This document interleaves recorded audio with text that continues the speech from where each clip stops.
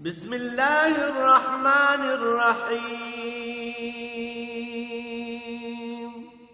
الرحمن علم القرآن.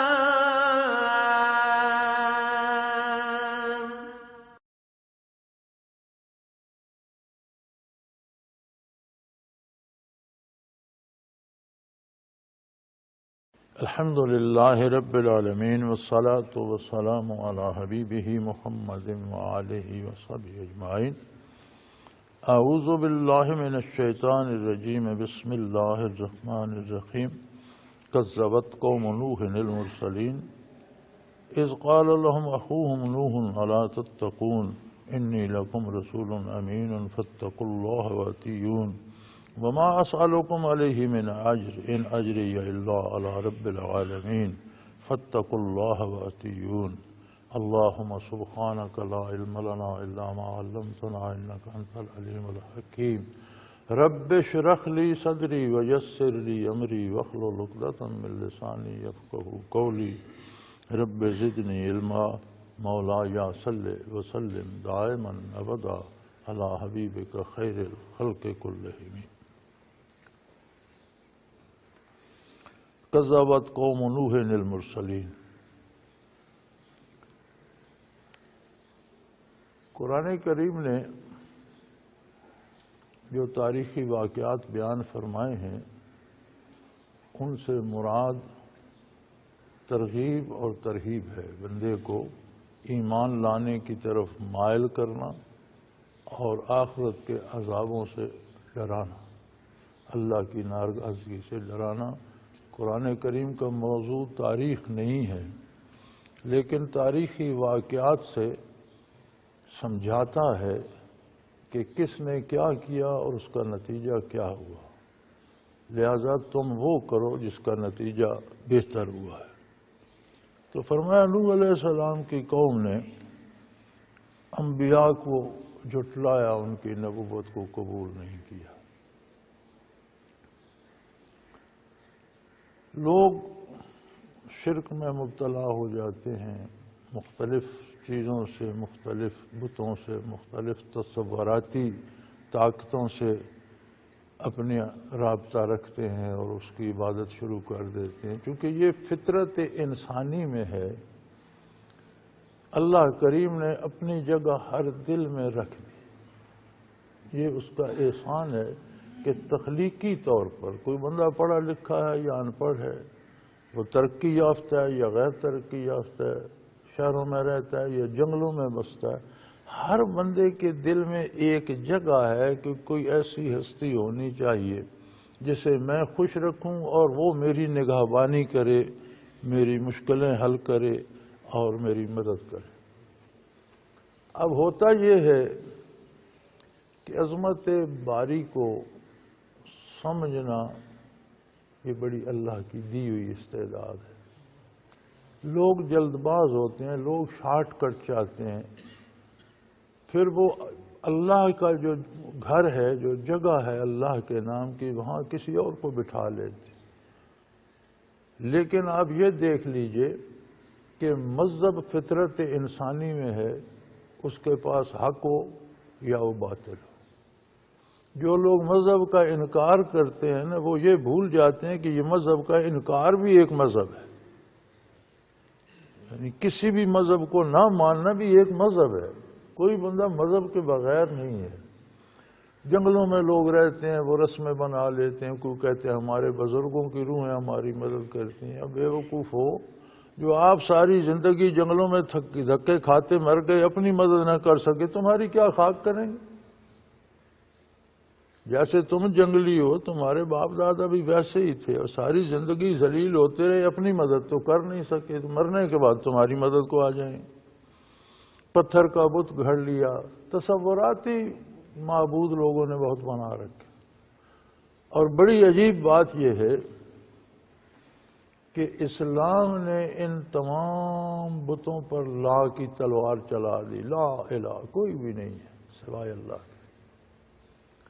ہم کلمے بھی پڑھتے ہیں، الحمدللہ مسلمان بھی ہیں، اللہ ہماری مسلمانی قبول فرمائے.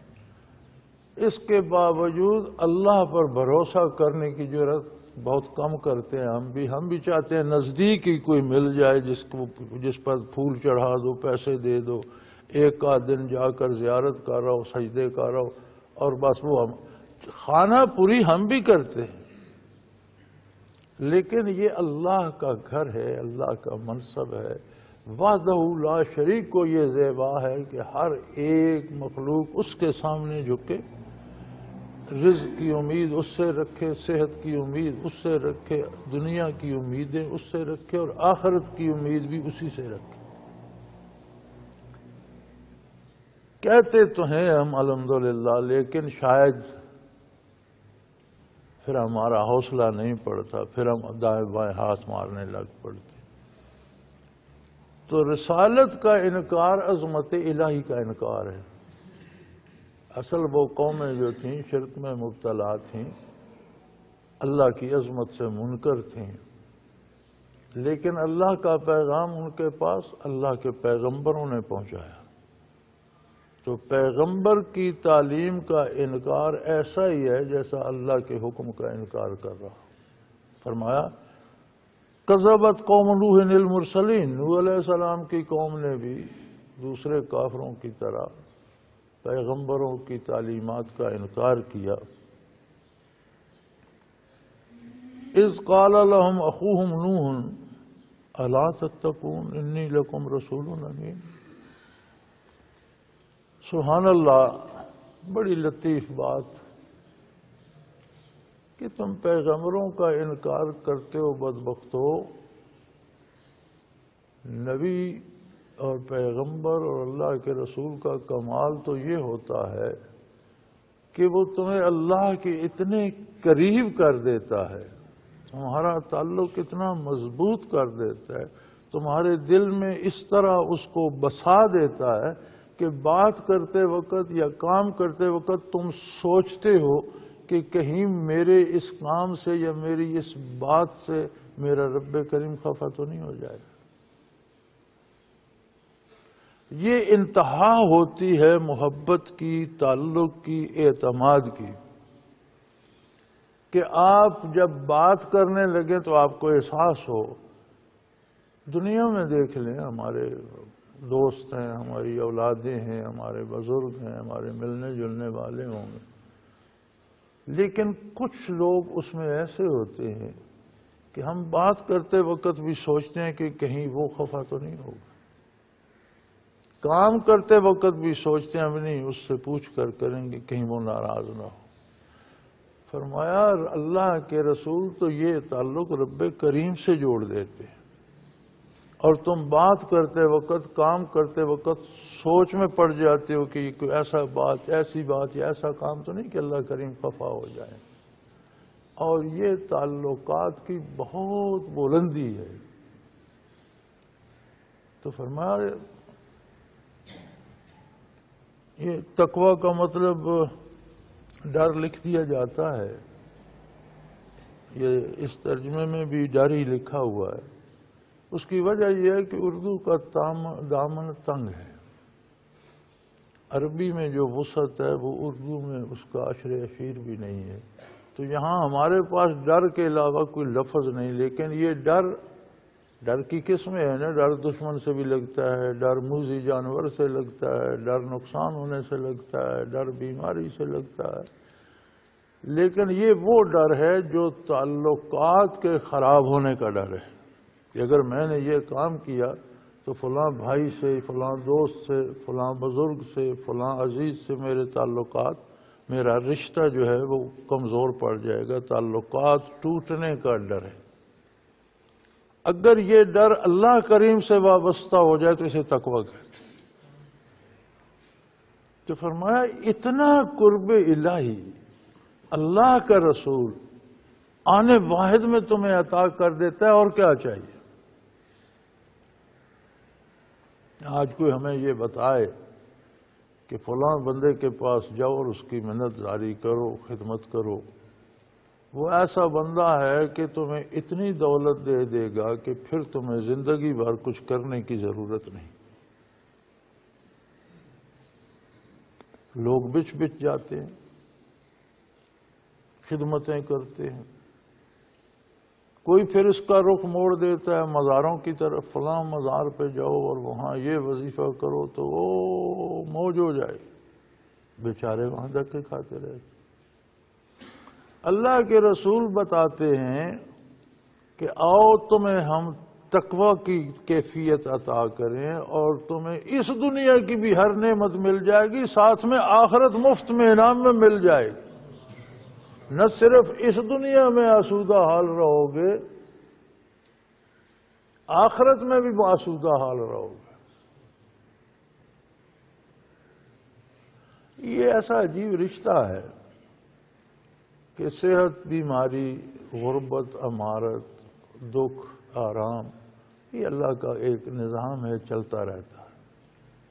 انبیاء علیہ الصلوۃ والسلام پر بھی بیماری آ جاتی ہے، دکھ آ جاتا ہے، تکلیف آ جاتی ہے، لیکن وہ جو رشتہ اللہ سے استوار ہو جاتا ہے وہ اتنا بندے کو اس قدر اسے لذت آشنا کر دیتا ہے کہ ان دکھوں میں بھی اسے لذت آتی ہے۔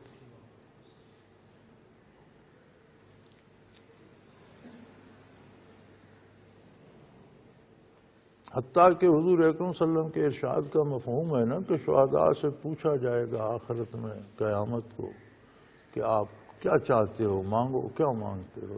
تو اس کریں گے بار الہ، پھر دنیا میں بھیج دے، پھر تیرے نام پہ لڑیں، پھر سر مقتل قتل ہو جائیں، تو وہ جو اس قتل ہونے میں لذت تھی وہ پھر سے نصیب ہو۔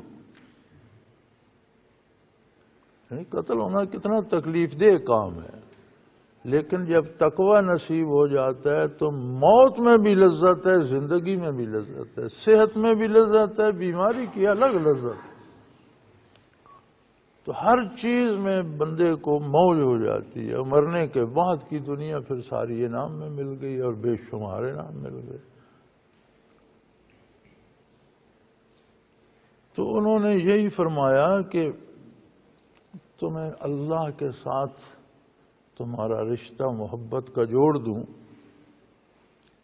اس لیے کہ میں تمہاری طرف اللہ کا امانت دار رسول ہوں۔ ہر رسول کی یہ صفت ہوتی ہے کہ وہ امین ہوتا ہے، جو اللہ کا حکم ہے پورا پورا وہ نہ اس میں سے کوئی کمی کرتا ہے نہ اپنی طرف سے کچھ داخل کرتا ہے۔ ہر رسول پوری امانت سے، اللہ کی امانت ہوتی ہے، اللہ کی مخلوق تک وہ دین پہنچاتا ہے۔ فاتقوا اللہ واتیون، جڑ جاؤ اللہ کے ساتھ، اللہ کے ساتھ تعلق استوار کر لو۔ اس کا ایک ہی راستہ ہے، وہ اتیون، میرا اتباع کرو۔ کوئی بھی شخص نبی کی اطاعت سے نکل کر قرب الہی حاصل نہیں کر سکتا۔ ایک ہی راستہ ہے بارگاہ ربوبیت کا۔ حضرت رحمۃ اللہ بڑے مزے میں فرمایا کرتے تھے تقریروں میں کہ کتنے انبیاء اور رسل آئے، سب بارگاہ الہی اور دربار الہی کے دروازے تھے، اب سب بند ہو چکے۔ صرف ایک دروازہ قیامت تک کھلا اور وہ ہے حضور اکرم صلی اللہ علیہ وسلم کے اتباع کا۔ اس کے علاوہ اب کوئی چارہ نہیں، جسے بارگاہ الہی میں آج حضور ہی چاہیے، اسے حضور اکرم صلی اللہ علیہ وسلم کا اتباع کرنا۔ ان کنتم تحبون اللہ فاتبعونی یحببکم اللہ، تم طالب بن کر جاؤ گے، اللہ کے طالب، اللہ کے طلبگار بن کر جاؤ گے، میرا اتباع کرو گے تو اللہ تم سے محبت کرنے لگیں گے، مطلوب بن جاؤ گے۔ کہاں تمہاری یہ خواہش کہ میں اللہ سے محبت کروں، کہاں اس کا یہ احسان کہ وہ تم سے محبت کرنے لگے۔ تو فرمایا اللہ کی محبت حاصل کرو اور میرا کہا مانو، میرا اتباع کرو۔ پھر بعض لوگ بڑی تقریریں کرتے ہیں، بڑے پیسے خرچ کرتے ہیں، بڑی محنت کرتے ہیں، دنیا میں جو بھی بڑے بڑے جلسے کرتا ہے، اربوں روپے خرچ کرتے ہیں، مقصد یہ ہوتا ہے کہ لوگ میرے گرد جمع ہو جائیں اور مجھے اقتدار مل جائے۔ پھر آپ نے دیکھا یہ بڑے بڑے جلسوں والے پھر فنڈز جمع کرنے کے ہیلے کرتے ہیں، دولت بھی جمع ہو جائے، لوگ بھی میرے ساتھ آ جائیں، پھر مجھے اقتدار بھی مل جائے اور میں امیر بھی ہو جاؤں۔ انبیاء، ہر نبی نے اس بات کی تردید فرمائی ہے کہ میں دنیا داروں کی طرح تمہیں تقریریں نہیں کر رہا، مجھے تم سے کچھ نہیں لینا، نہ تم سے پیسہ چندہ مانگنا ہے، نہ تمہارے کندھوں پر سوار ہو کر مجھے اقتدار چاہیے، کچھ نہیں چاہیے۔ وما اسالکم علیہ من اجر، اس کے معاوضے میں، اس تبلیغ کے معاوضے میں تم سے میں کچھ نہیں چاہتا۔ ان اجری الا علی رب العالمین، میرا معاوضہ اس پروردگار کے پاس ہے جو ساری کائنات کا پالنہار۔ مجھے اس نے حکم دیا ہے، میں اس کا کام کر رہا ہوں، جس کی مزدوری کر رہا ہوں مجھے اجرت وہ دے گا۔ جس نے مجھے حکم دیا ہے، جس کا میں کام کر رہا ہوں، مجھے اجرت وہ عطا کرے گا، مجھے تم سے کچھ نہیں لینا۔ اسی لیے علماء حق فرماتے ہیں کہ دین کے کام پر اجرت نہیں لینی چاہیے،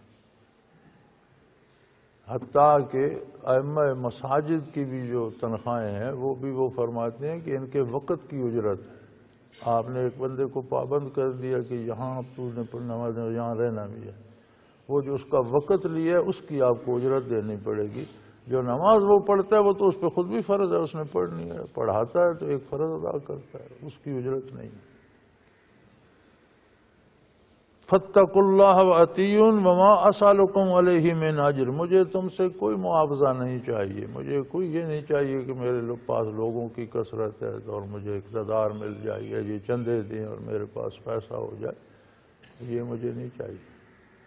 میں نے اپنا اجر، اپنا انعام، اپنا معاوضہ اس پاک پروردگار سے لینا ہے جو سارے جہانوں کو، عالمین، کتنے جہان ہیں، کہاں کہاں ہیں، کیا کیا مخلوق ہے، کیونکہ عالمین میں اللہ کریم کی واحد ذات کو چھوڑ کر مخلوق ساری آ جاتی، جو ساری مخلوق کو پال رہا ہے، اتنا کریم ہے، میں اس کا کام کر رہا ہوں، وہ مجھے میرا معاوضہ دے۔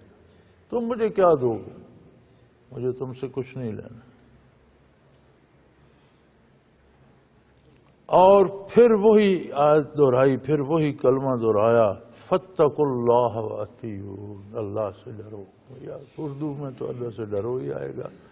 اللہ سے وہ رشتہ الفت قائم کر لو جس میں بال آنے سے ڈرتے ہو۔ ٹوٹنا تو دور کی بات ہے، اس میں ذرا سی کمزوری بھی نہیں چاہتے، اس بات سے بھی ڈرتے ہو کہ معمولی سی اس میں کوئی ہلکی سی رنجش بھی نہ آئے، اور اس کا ایک ہی راستہ ہے، وَأَطِیعُونَ، میرا اتباع کر لو۔ عجیب بات ہے، یہ غریبی بھی بڑی نعمت ہے، حالانکہ ہم سارے اس سے ڈرتے ہیں، ہر کوئی بندہ چاہتا ہے میں بڑا امیر ہو جاؤں، لیکن غریبی بھی بڑی نعمت ہے۔ جتنے انبیاء اور رسل مبعوث ہوئے، یہ غریبیوں کی قسمت میں تھا کہ پہلے وہ ایمان لائے۔ یہ بڑی عجیب بات ہے۔ تو اب جب وہ لاجواب ہوئے کہ آپ نے ہم سے لینا کچھ نہیں، آپ بے غرض ہمیں دعوت دے رہے ہیں، آپ ہمیں حق کی طرف بلا رہے ہیں، تو عذر یہ نکالا کہ ہم بھی مان تو لیتے، لیکن آپ کے ساتھ تو سارے غریب غربا اور فقرے جمع ہوئے، اب ان کے ساتھ ہم کہاں جا بیٹھے؟ قالوا نؤمن لک، ہم آپ کی بات مان لیں، کیسے مان لیں؟ واتبعک الارذلون، آپ کے تو متبعین جو ہیں یہ سارے کمزور لوگ ہیں، معاشی طور پر بھی، شہرت کے اعتبار سے انہیں کوئی جانتا نہیں، کھانے کو ان کے پاس نہیں، لباس ان کا پورا نہیں، یہ خود ذلیل ہو رہے ہیں، اور ہمیں کیا، ہم ان کے ساتھ جا کر بیٹھ جائیں؟ آپ کو مانیں تو اس کا مطلب ہے کہ ان کے ساتھ ہم بھی جا کر بیٹھ جائیں۔ قالوا نؤمن، کیسے مانیں ہم آپ کو؟ آپ کو مان لیتے، لیکن کوئی معیار ہوتا ہے، کوئی اپنے برابر کے لوگوں میں جا کر بیٹھتے۔ اب ان کے نزدیک امارت معیار ہے کہ جو بھی امیر ہے وہ بڑا خوش نصیب ہے۔ اللہ کریم فرماتے ہیں خوش نصیبی اللہ کے تعلق پر منحصر ہے، غربت اور دولت معیار نہیں ہے۔ فقیر صحابہ بھی تھے، حضرت عثمان غنی رضی اللہ تعالی عنہ جیسے، جن کا نام ہی غنی ہے، امیر ہے، دولت مند بھی تھے، لیکن معیار یہ تھا کہ کتنا حضور سے ان کا تعلق ہے، معیار یہ نہیں تھا کہ کس کے پاس کتنے پیسے۔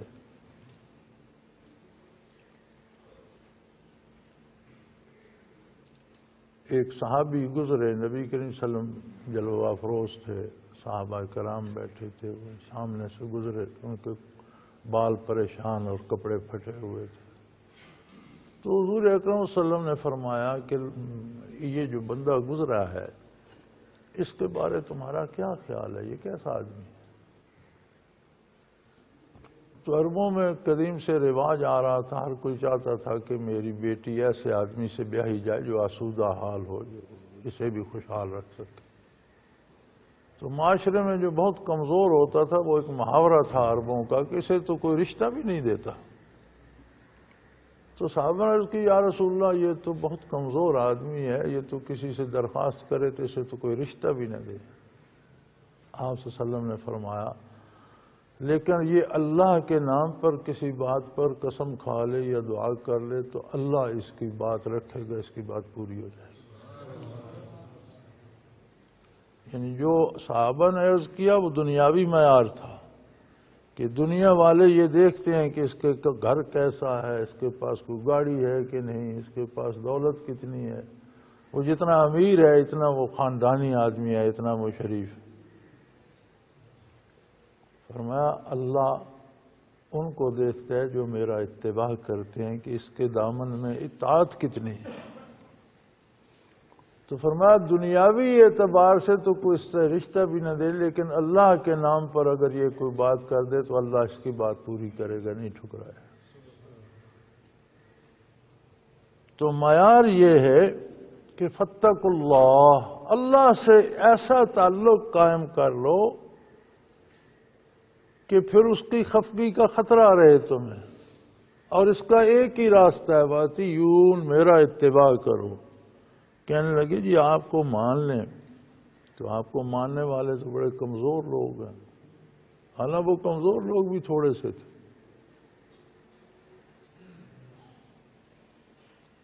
قال وما علمی بما كانوا يعملون،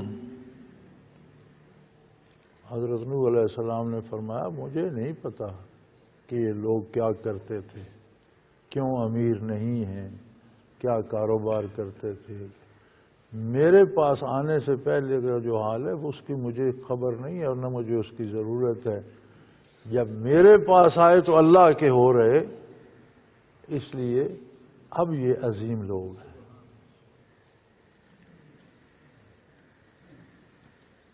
انہوں نے فرمایا ان حسابهم اللہ علی ربی، میں حساب لینے یا تم لوگ حساب لینے کے مجاز نہیں ہو، حساب ہر فرد سے میرے رب نے لینا ہے، جس نے پیدا کیا ہے، جس نے پالا پوسا ہے، جس نے نعمتیں دی ہیں، وہ سے حق ہے کہ وہ پوچھے کہ میں نے تو تم پر اتنے احسانات کیے تھے، تم نے کیا میری عظمت کا اقرار بھی کیا یا نہیں، میرے نبی رسول کو مانا یا نہیں، ان کی اطاعت کی یا نہیں، یہ حق صرف اللہ کریم کو ہے۔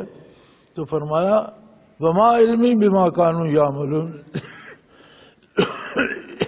جو یہ کرتے تھے مجھے کوئی اس سے بارے علم نہیں ہے، میں نہیں جانتا یہ کیا کرتے تھے۔ ہاں ان حسابهم الا علی ربی لو تشعرون، ہاں ان سے پوچھے گا وہ جو میرا پروردگار ہے، جس نے پیدا کیا ہے، جس نے انہیں زندگی دی ہے، جس نے انہیں صحت دی ہے، بے شمار نعمتیں دی ہیں، وہ ان سے پوچھ لے گا کہ میرے احسانات کے بدلے تم کیا کرتے رہے، یہ میرا منصب نہیں ہے۔ وما انا بطارد المؤمنین، ہاں میں یہ جانتا ہوں کہ میں کسی ایمان والے کو رد نہیں کر سکتا، یہ نہیں کہہ سکتا کہ میری بارگاہ سے نکل جاؤ، چونکہ میرا تعلق ان کی دنیاوی دولت یا حسن صورت یا وجاہت یا اس پہ نہیں ہے، میرا تعلق ان کے ساتھ ایمان کا ہے۔ جب ایمان لائے تو سب مومن ہو گئے۔ میں کسی کو نہیں کہہ سکتا کہ میری مجلس سے اٹھ جائے، میری مجلس سے چلا جا۔ وما انا بطارد المؤمنین، میں ایمان والوں کو اپنی بارگاہ سے نکال نہیں سکتا۔ کیسے ہو سکتا ہے؟ میرے پاس معیار ایمان ہے، اطاعت ہے، عمل ہے۔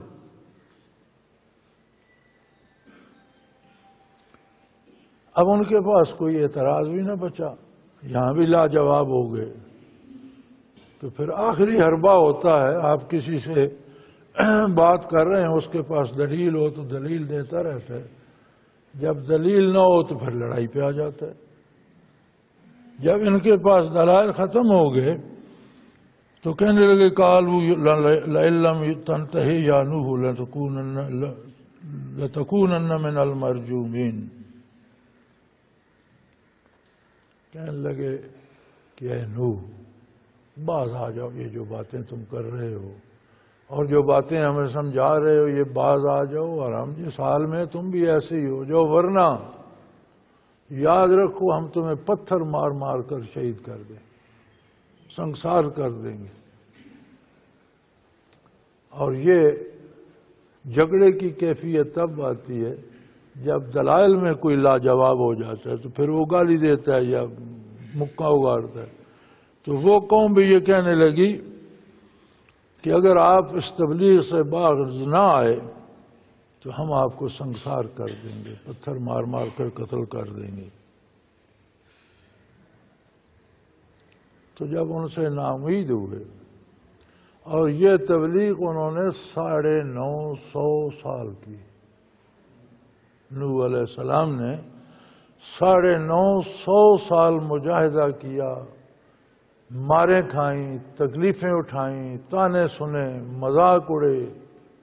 950 سال بڑا لمبا عرصہ ہے، بڑی محنت کی آپ، مسلسل لگے رہے۔ اور عجیب بات ہے کہ 950 سال کے بعد بھی جتنے لوگ آپ کے ساتھ تھے، مفسرین فرماتے ہیں کہ 80-82 سے زیادہ نہیں تھے، یعنی 950 سال کے 95 بھی نہیں تھے کہ 100 سال میں ایک آ جائے، 80-82 لوگ تھے۔ پھر بالآخر انہوں نے بارگاہ ربوبیت میں ہاتھ اٹھائے، قال رب ان قومی کذبون، ہے میرے پروردگار میری قوم نے میرا انکار کر دیا، میں 950 سال ان سے محنت کر چکا ہوں، لیکن یہ مسلسل انکار پر ہیں، اور جتنا انکار کرتے ہیں اتنا دل اور سخت ہو جاتا ہے، اتنا کفر راسخ ہو جاتا ہے۔ فافتح بینی و بینہم فتحا ونجنی ومن معی من المؤمنین، اے اللہ میرے اور ان کے درمیان تو فیصلہ فرما۔ حد ہو گئی، اے میرے پروردگار اب اس قصے کا فیصلہ کر دے، اور جس کے جو نصیب میں ہے اسے وہ دے دے۔ ساتھ دعا کی، وَنَجِّنِي وَمَن مَّعِيَّ، مجھے نجات دے، اپنی پناہ میں رکھ، اس سزا سے جو ان پر وارد ہوگی مجھے بچا لے، اور جو لوگ میرے ساتھ ایمان لائے ہیں ان کو بھی بچا لے۔ مَن مَّعِيَّ، یہ انبیاء کے حوصلے ہیں، اللہ کے رسولوں کے حوصلے ہیں، اور اولو العزم رسول ہیں نوح علیہ السلام، جو ایمان لائے انہیں اپنے ساتھ چمٹا لے۔ من معیہ، جو میرے ساتھ چمٹے ہوئے ہیں، جو میرے ساتھ ہیں، ان کو بھی اس سے بچا لے، اس لیے کہ وہ ایمان لائے من المؤمنین۔ اب ایمان کا تقاضا یہ ہے کہ یہ کہنا میں ایمان لایا یہ دعویٰ ہے، کردار اس کا گواہ ہے۔ اگر اللہ کے نبی کی اطاعت کرتا ہے تو اطاعت اس ایمان کی گواہ بن، نافرمانی کرتا ہے تو پھر شاید دعویٰ ایمان کا بھی سچ ثابت ہو یا نہ ہو، چونکہ عمل گواہ ہے، گواہ جھوٹے ہو جائیں تو پھر دعویٰ تو ثابت نہیں ہوتا۔ تو فرمایا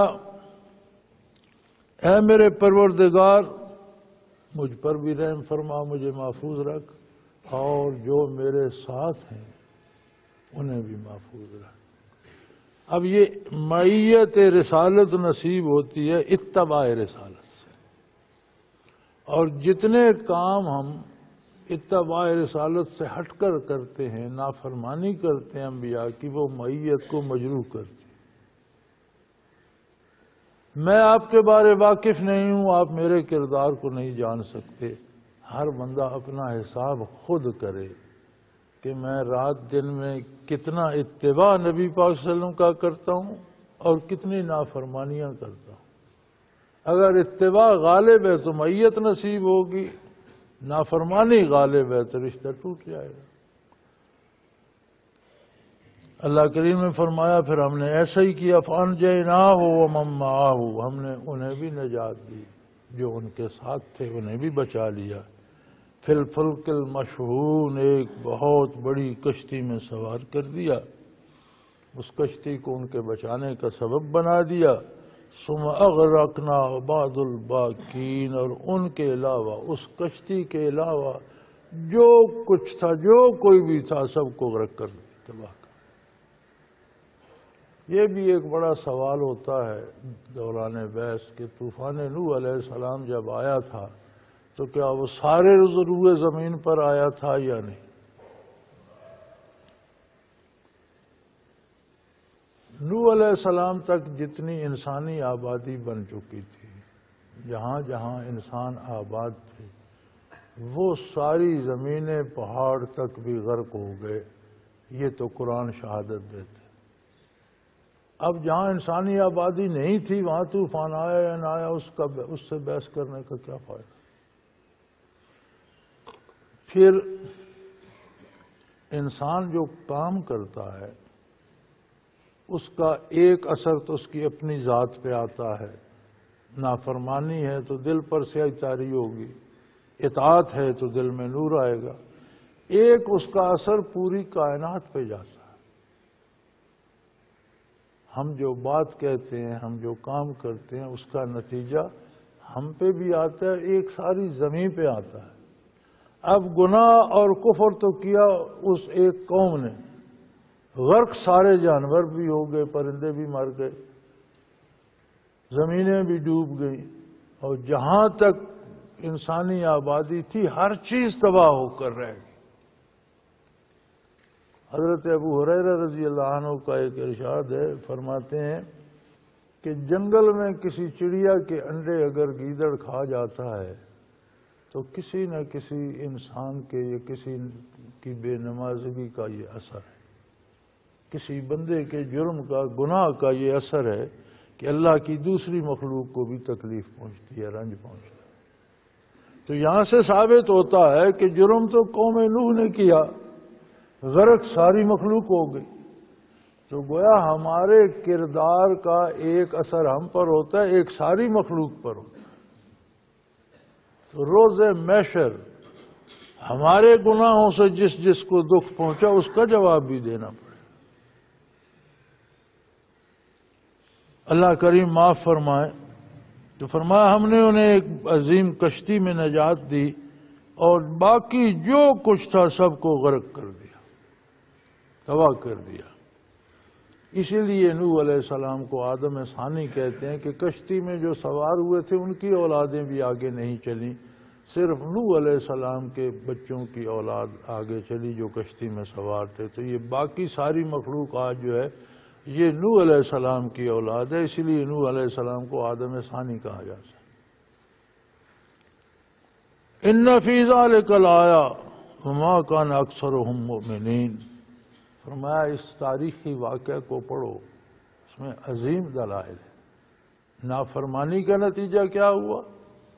اطاعت گزاروں کو اللہ نے کیسے بچایا، ایک ایسے طوفان سے جس میں سارے پہاڑ بھی غرق ہو گئے تھے، ان کی کشتی نہ کسی پہاڑ سے ٹکرا کر پھٹی، نہ ڈوبی، نہ زلزلہ آیا اس میں، نہ اس میں کوئی پانی گھسا، اور صحیح سلامت پہنچ گئی۔ تو نیکی، دین اور کفر کا نتیجہ یہاں دنیا میں کیا ہوا وہ سامنے آ گیا۔ آنے والے لوگوں کے لیے یہ بہت بڑی دلیل ہے، لیکن لوگ ایسے بد نصیب ہیں، ما کان اکثرہم مومنین، پھر بھی لوگوں کی اکثریت کو ایمان نصیب نہیں ہوتا۔ یہ سارے عبرت آموز واقعات دیکھنے کے بعد بھی، پڑھنے سننے کے بعد بھی اکثریت کو ایمان نصیب نہیں ہوتا۔ وَإِنَّ رَبَّكَ لَهُوَ الْعَزِيزُ الرَّحِيمُ، اور آپ کا پروردگار، آپ کا پالنہار غالب ہے، عزیز، جب چاہے کائنات کو تباہ کر دے، جب چاہے کسی فرد کو غرق آب کر دے، جب چاہے کسی کو جلا کر، جو چاہے کر دے، لیکن تمہارے کردار کے باوجود وہ نہایت رحم کرنے والا۔ پھر تمہیں مہلت دیتا ہے کہ توبہ کر لو، پھر تمہیں مہلت دیتا ہے کہ اطاعت، تم نافرمانی کرتے ہو، وہ اپنی طرف سے جو اس نے دینا ہے۔ مَا مِن دَابَةٍ إِلَّا عَلَى اللَّهِ رِزْقُهَا، کوئی مخلوق ایسی نہیں جس کے رزق کی ذمہ داری اللہ پر، وہ اپنی ذمہ داری پوری کرتا ہے، تمہاری روزی دیتا ہے، تمہیں صحت دیتا ہے۔ آج کی سائنس کہتی ہے کہ ایک وجود انسانی میں 10 کھرب سیل ہیں، 100 کروڑ ہو تو ارب بنتا ہے شاید، اور 100 ارب ہو تو کھرب بنتا ہے۔ تو 10، اب انسانی آبادی دنیا میں 6 کھرب کے لگ بھگ ہے۔ پوری دنیا پہ اس وقت بہت زیادہ آبادی ہے، تو یہ 6 کھرب ہے۔ ایک بندے کے اندر 10 کھرب سیل ہے، وہ ہر سیل کو پال رہا ہے۔ یعنی ایک لقمہ جو آپ غذا کا لیتے ہیں وہ آگے 10 کھرب سیلوں میں تقسیم ہوتا ہے۔ وہ سیل مرتے بھی ہیں، نئے پیدا بھی ہوتے ہیں۔ جہاں 10 کھرب آبادی ہو، اور آج آپ کی سائنس کہتی ہے کہ کسی سیل کی عمر 6 مہینے سے زیادہ نہیں ہوتی، نیا بن جاتا ہے، اگلا مر جاتا ہے۔ یعنی 6 مہینے میں ہر انسان کے وجود میں 10 کھرب موتیں ہوتی ہیں اور 10 کھرب پیدائشیں ہوتی ہیں۔ ایک انسان کا اتنا عمل ہے اور 6 کھرب آبادی ہے انسانوں کی، فرمایا وہ تو سب کو پال رہا ہے۔ سب، ہر سیل کو جو چاہیے وہ وہاں پہنچا رہا، اور جب چاہے سب کو تباہ کر دے۔ وہ غالب ہے، لیکن وہ بہت بڑا رحم کرنے والا ہے۔ پھر مہلت دیتا ہے کہ جب تک موت نہیں آتی تیرے پاس اختیار ہے، میرے نبی کا دامن تھامتا ہے یا نہیں تھامتا۔ نہیں تھامے گا تو اس کا نتیجہ بھگت لے گا، تھامے گا تو اس کا انعام پا لے گا۔ اسی طرح فرمایا یہ کوئی ایک واقعہ تو نہیں ہے۔ کذبت عاد المرسلین، قوم عاد نے بھی انبیاء کی تعلیمات کو جھٹلا دیا تھا، رسولوں کا انکار کیا تھا۔ اذ قال لهم اخوهم ہود، جبکہ ان کے بھائی ہود علیہ السلام نے، چونکہ انبیاء انسانوں میں سے ہوتے ہیں، آدم علیہ السلام کی اولاد میں سے ہوتے ہیں، اور آدم علیہ السلام کی اولاد قبائل اور اقوام میں بٹی ہوئی، تو انہی قبائل اور انہی اقوام سے انبیاء اور رسل کا بھی تعلق ہوتا ہے۔ تو انسان ہی کو، انسانیت کو کیوں شرف حاصل ہے ساری مخلوق پر؟ اس لیے کہ نبوت صرف انسانیت کو ملی ہے، انبیاء انسانوں میں سے ہوتے ہیں۔ تو بطور انسانیت یا بطور قبیلہ یا بطور خاندان کے، وہ انہی لوگوں کے بھائی ہوتے ہیں، اسی خاندان کے فرد ہوتے ہیں، اسی قبیلے کے فرد ہوتے ہیں، اور انہیں اللہ نبوت عطا کر دیتے، تو پھر وہ سارے قبیلے اور باقی انسانیت کو، جہاں تک ان کی نبوت کا دائرہ کار ہے، سب کو دعوت اللہ دیتے ہیں۔ تو فرمایا ان کے خاندانی یا ان کے قبیلے کے بھائی ہود علیہ السلام نے انہیں یہی بات، یہی دعوت دی، الا تتقون، کیا تم اللہ سے رشتہ استوار نہیں کرنا چاہتے؟ اب کیا کیا جائے؟ مفہوم آیت کا یہ ہے، معنی اردو میں ہے تم ڈرتے نہیں. اردو کے پاس اور کوئی لفظ ہی نہیں ہے. مفہوم یہ ہے کہ کیا تم اللہ سے رشتہ استوار نہیں کرنا چاہتے؟ پہلے رشتہ استوار ہوگا تو ٹوٹنے کا ڈر ہوگا نا. رشتہ ہی نہیں ہے تو پھر ٹوٹنا کیا ہے؟ جڑا ہی نہیں ہے ٹوٹے گا کہاں؟ اور نبی کا کتنا خوبصورت انداز ہوتا ہے اور کتنے بڑا انعام ہوتا ہے. سادہ سا لفظ کہہ دیا، لا تتقون، تمہیں اللہ سے جڑنا نہیں ہے، اپنے مالک سے، پروردگار سے، غفور الرحیم سے، جو تمہاری خطاؤں اور گناہوں کے باوجود تم پر نعمت نازل کر رہا، تمہاری کوتاہیوں کے باوجود جو اس نے اپنے ذمہ لیا ہے وہ کر رہا ہے جو تمہارے ذمہ ہے. کیا تم وہ نہیں کرو گے؟ الا تتقون، تم اللہ سے جڑنا نہیں چاہتے کہ تمہیں ٹوٹنے کا خطرہ ہو، ڈر ہو؟ یہ تو جب آنکھ بند ہوگی تو آنکھ کھلے گی. جب قبر میں جائیں گے، آخرت میں جائیں گے، برزخ میں جائیں گے، میدان حشر میں پہنچیں گے تو پتہ چلے گا کہ نبی کے ساتھ جڑنے کا کتنا بڑا اجر ہے اور نبی سے کٹ کے رہنا کتنی بڑی محرومی ہے. پھر تو چیزیں سامنے آ جائیں گی کھل کے. تو انہوں نے فرمایا کیا تم اللہ سے جڑنا نہیں چاہتے؟ انی لکم رسول امین، میں تمہارے لیے اللہ کا رسول ہوں. اور رسالت کی خصوصیت یہ ہے کہ ہر رسول امین ہوتا ہے. جو کچھ تمہیں کہا جا رہا ہے یہ اللہ کا حکم ہے اور اللہ کی امانت ہے. وحی کے ذریعے اس نے مجھے عطا فرمائی. میں منوان بغیر ایک زیر زبر کی تفریق کے پوری دیانتداری سے تمہیں پہنچا رہا ہوں. نبوت کا خاصہ ہے امانت. کوئی بات نبی اپنی طرف سے نہیں کہتا. قرآن کریم نے گواہی دی نا نبی کریم صلی اللہ علیہ وسلم پر کہ ما ینطق عن الہوا ان هو الا وحی یوحی، میرا نبی وہی بات پہنچاتا ہے جو اس پر وحی ہوتی.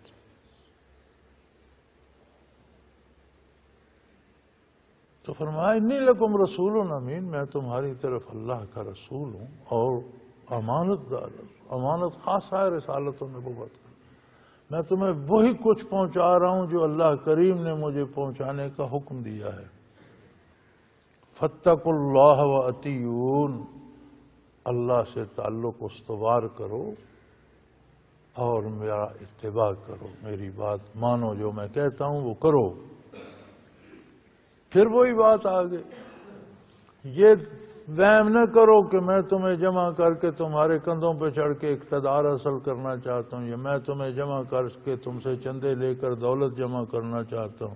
وما اسألکم علیہ من اجر، میں جو تعلیمات تمہیں پہنچا رہا ہوں اس کا معاوضہ مجھے نہیں چاہیے. میں تم سے کوئی معاوضہ، کوئی بدلہ نہیں چاہتا. مجھے تم سے کچھ لینا دینا نہیں ہے. میں اللہ کے حکم پر اللہ کی رضا کے لیے تم تک دین پہنچا رہا ہوں. ان اجری الا علی رب العالمین، میرا معاوضہ اس کی بارگاہ سے مجھے ملے گا جو ساری کائنات کو پال رہا.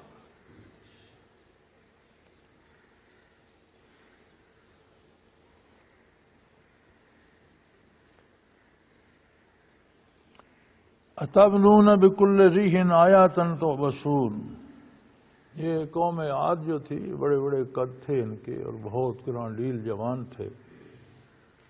میں اگلے دن ایک تصویر دیکھ رہا تھا، ایک ہڈیوں کا ڈھانچہ پڑا تھا قوم عاد کا، اور لوگ جو اس کے پاس کھڑے تھے عرب کے کسی ایک صحرا سے برآمد ہوئے ہیں. اور کمال ہے، حکومتوں نے پابندی لگائی ہوئے دکھاؤ نہیں کسی کو. کوئی جو چوری بنا لیتا ہے تصویر وہ بھیج دیتا ہے فیس بک پہ یا کہیں، حالانکہ وہ دکھانے چاہیے، عبرت کا سامان ہے. تو بندہ کھڑا تھا ایک ڈھانچے کی کھوپڑی کے ساتھ، تو اس کے کان کے سوراخ تک 6 فٹ کا جوان کھڑا تھا. آگے کھوپڑی اونچی تھی اور پتہ نہیں کتنی لمبائی میں قبر پڑی تھی. ڈھانچہ پڑا تھا پورا، اس میں سر سے پاؤں تک، یہ بڑے بڑے جوان تھے۔ تو انہوں نے فرمایا اچھا ان کا ایک آج کل بڑا بچیوں کا نام بھی رکھا جاتا ہے ارم، ایک آدھے ارم تھے، ارم کہتے تھے ان کے ان باغات کو جن پر انہیں بہت ناز تھا، اس پر بھی عذاب آیا، بند ٹوٹے، پانی چڑھا، وہ باغات تباہ ہوئے، بہہ گئے، قوم بھی ساتھ کر کے آ گئی۔ ایک ارم کا معنی ہے کہ یہ جو قوم عاد تھی یہ جہاں کوئی ٹیکری دیکھتے وہاں ایک بڑا سا مینار بنا دیتے، اور یہ اکثر سورج کی پوجا کرتے تھے، تو اس مینار پر جگہ جگہ سورج کی نشان بنا دیتے، ان کی پوجا کیا کرتے تھے۔ تو یہ جو نام رکھتے ہیں انہیں ارم سے احتراز کرنا چاہیے، بچنا چاہیے۔ یہ دو ارم ہیں، دو معنی، ایک وہ عاد کے وہ بڑے بڑے مینار جہاں وہ سورج کی پوجا کرتے تھے، یا قوم سمود کے وہ باغات جو تباہ ہوئے تھے، دونوں پر عذاب الہی آیا تھا۔ پتہ نہیں لوگ کیوں یہ نام رکھتے ہیں، بہرحال اللہ ہدایت دے۔ تو انہوں نے منع فرمایا تبنون بکل ریحۃ آیۃ تعبثون، تم ہر ٹیکری پر ایک مینار بنا کر اور اس کی پوجا میں لگ جاتے، تم کیا بن گئے؟ وہ تم خود اینٹ گارا جوڑ کر بناتے ہو، اس پر سورج کی تصویر بن، پھر اس کے پاس سامنے سجدہ ریز ہو جاتے، اور تم نے تو ہر چھوٹی موٹی ٹیکری پہ بنا رکھے ہیں، جہاں اونچی جگہ دیکھتے وہاں بنا دیتے۔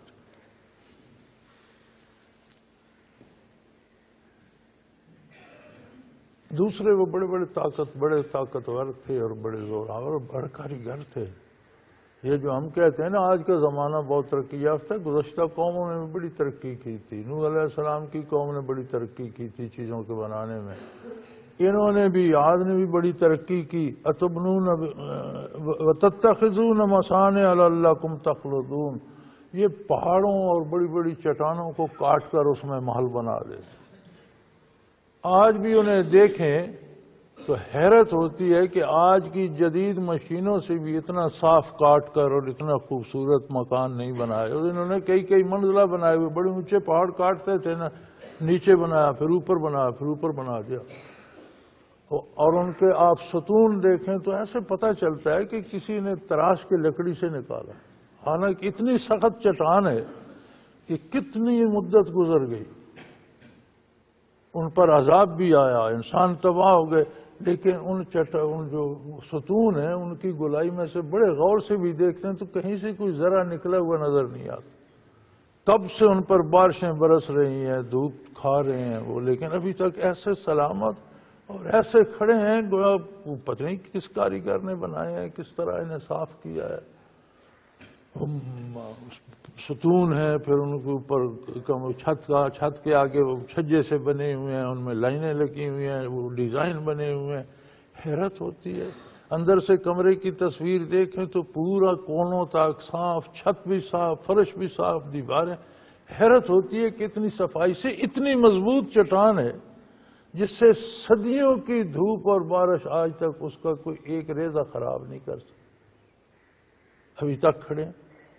وہ کتنی سخت چٹان ہوئی اور کس صفائی سے انہوں نے کاٹی ہے۔ اور تم بڑے بڑے محل بناتے ہو لعلکم تخلدون، تاکہ تم ہمیشہ رہو گے، تمہیں پتہ ہے کہ تم انہی میں رہو گے۔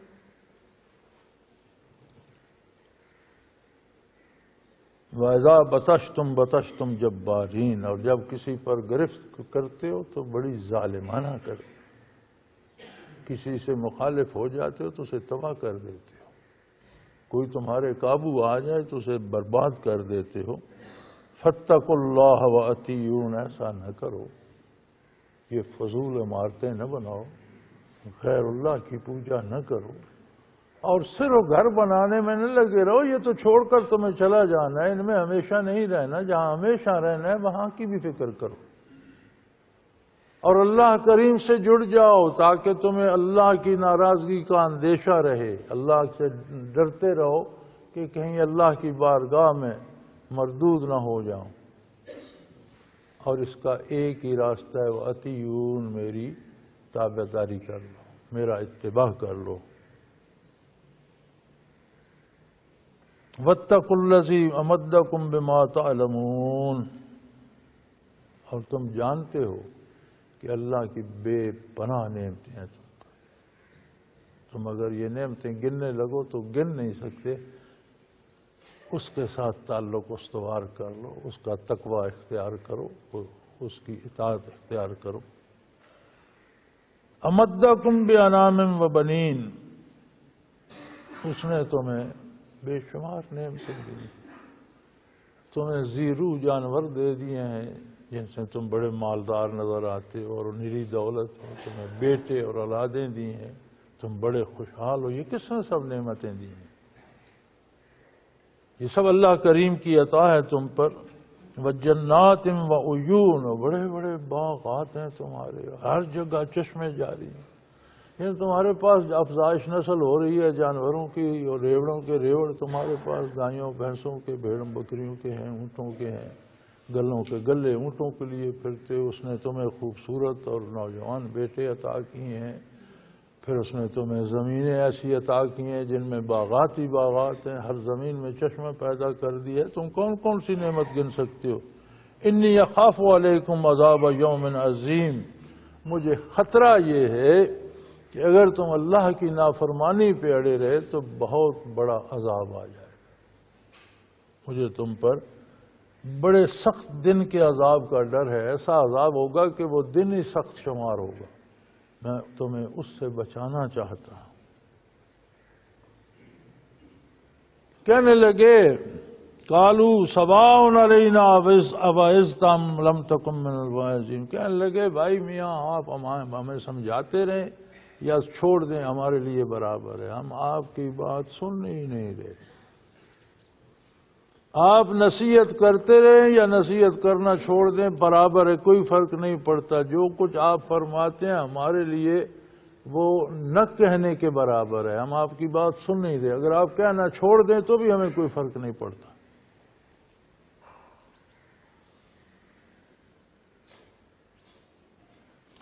ان ھذا الا خلق الاولین، انہوں نے فرمایا یہ تم پہلی دفعہ نہیں کر رہے ہو، تم سے پہلے جو قومیں تباہ ہوئی ہیں اور جنہیں عذاب الہی نے پکڑا ہے ان کی بھی یہی عادت تھی. یہی وہ بھی کہتے تھے کہ ہمیں نہیں ہے ضرورت آپ کے واعظ کی اور آپ ہمیں نصیحت نہ کریں، ہم آپ کی بات نہیں سنتے. لیکن پھر اس کا نتیجہ بھی دیکھا. وما نحن بمعذبین، پھر ان کا دعویٰ یہ بھی تھا کہ ہم پر عذاب نہیں آئے گا، ہمارے یہ دیوی دیوتا اور یہ جن کی ہم پوجا کرتے ہیں کس لیے کرتے ہیں، یہ ہمیں بچائیں گے.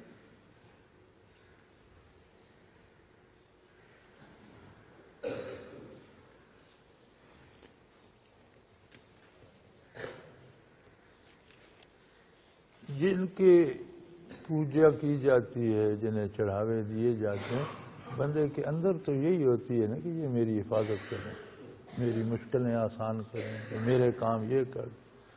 تو انہوں نے بھی کہا بھائی ہم اتنی پوجا کرتے ہیں، اتنی نیازیں دیتے ہیں، اتنے پیسے خرچ کرتے ہیں، تو یہ ہمارے جو بت یا جنہیں ہم نے معبود فرض کر لیا دیوی دیوتا، ہم پر عذاب نہیں آنے دیں گے، ہم پر نہیں عذاب آ سکتا.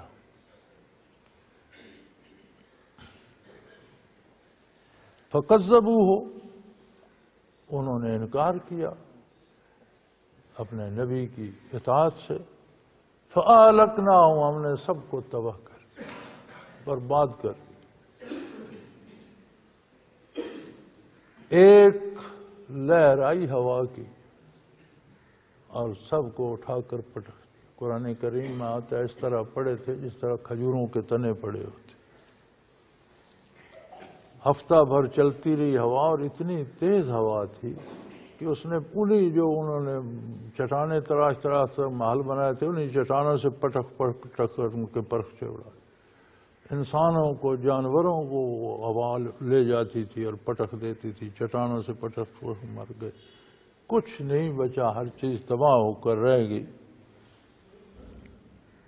فَأَهْلَكْنَاهُمْ، ہم نے انہیں تباہ و برباد کر دیا. وہ ان کے ترقی کے دعوے اور ان کی کاراگری اور ان کے باطل معبودوں پر ان کا بھروسہ سب کچھ چکنا چور ہو گیا، ہر چیز برباد ہو گئی اور ہم نے انہیں تباہ کر دیا. اِنَّ فِي ذَلِكَ لَآیَةً، کتنی بڑی دلیل ہے اس میں. ما کان اکثرہم مومنین، لیکن انسانوں کی اکثریت پھر بھی مان کر نہیں ہے۔ انسان بھی عجیب شے ہے، اس سب کے باوجود انسانوں کی اکثریت گمراہی پہ جمی رہتی ہے اور ایمان نصیب نہیں ہوتا، اسے ایمان نہیں لاتی۔ اللہ اللہ اللہ، قرآن کریم نے یہ دلائل کسی قصہ کہانی کے طور پر بیان نہیں فرمائے، کسی تاریخی حقیقت سے قرآن کو غرض نہیں ہے، ان کے کردار اور اس کے نتائج سے غرض ہے کہ لوگوں انہوں نے انبیاء علیہ السلام کی نافرمانی کی، اس کا نتیجہ یہ۔ اب یہ 80 90 فٹ کے جوان تھے، کھجوروں کے تنوں سے مشابہت دی گئی ہے، کھجور کا تنا بھی 35-40 فٹ تو ہوتا ہی ہے، کم ہوا تو اتنے تو وہ بھی ہوں گے۔ اور اب جو میتیں پڑی ہیں، میں نے عرض کی کہ بھئی اس کی جو کان کا سوراخ ہے اس میں کھوپڑی میں، اس تک 6 فٹ کا بندہ کھڑا ہوا آتا ہے، آگے اندازہ کر لیں کہ سر اس سے کتنا اوپر ہے، اور جس کا سر اتنا بڑا ہے اس کا وجود کتنا ہوگا۔ وہ پورا ڈھانچہ پڑے ہیں، کئی ڈھانچے جو برآمد ہوئے ہیں، تو حیرت ہوتی ہے۔ لیکن اتنی سخت ہوا آئی کہ اس نے انہیں پہاڑوں سے پٹک پٹک کر مار دیا، اٹھا کر زمین پر مار تباہ ہو کر رہ گئے، کچھ نہیں بچا ان کا۔ فرمایا اس میں کتنے دلائل ہیں، کتنی روشن دلیل ہے کہ نافرمانی عذاب کی طرف لے جاتی۔ نبی علیہ السلام کا احسان انسانیت پر ایک یہ بھی ہے کہ آپ کی برکت سے اجتماعی عذاب آنا رک گئے،